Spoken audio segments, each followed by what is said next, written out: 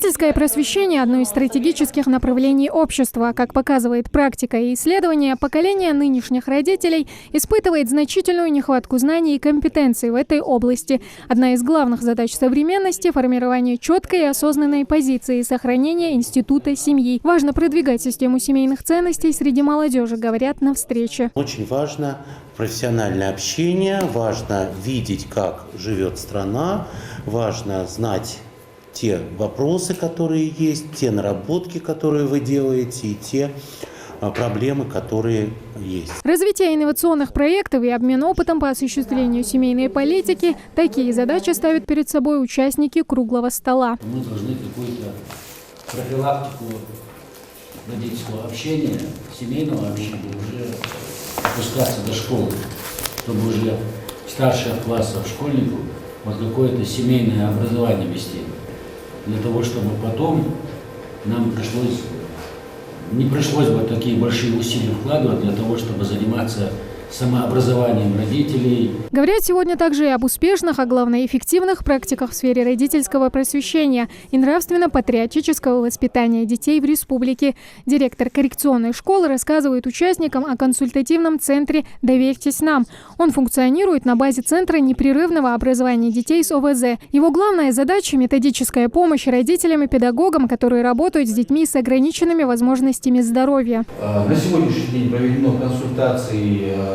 Это вот на 16 число, дата 8272, из них очных 8267, дистанционных 5, выездных 29, первичных 8106, повторно 166 консультаций, это те родители, которые повторно обратились,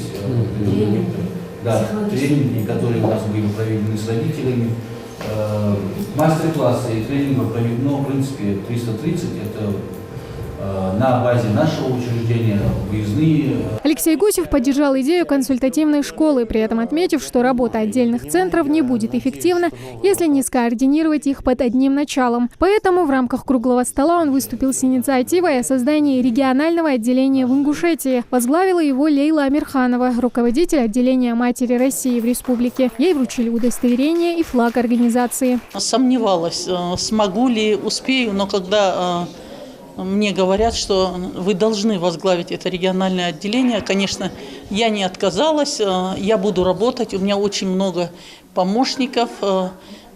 Я хочу сказать, что я горда тем, что мне доверено возглавить. Сегодня мне вручено удостоверение. И мы сегодня договорились о том, что будет развиваться и республиканское отделение Национальной родительской ассоциации в Республике Ингушетия, и то, что мы будем развивать и родительское просвещение, и семейное воспитание, и уделим особое внимание такому вопросу, как подготовка к родительству, то есть просвещение тех, кто будет родителями. Также в конце встречи участники круглого стола выступили с рядом предложений, в частности, с вопросами, связанными с оказанием помощи многодетным семьям. Алексей Гусев обещал помочь в продвижении этой инициативе на федеральном уровне. Тамара Хашагульгова, Джамалил Тамасханов, Новости 24.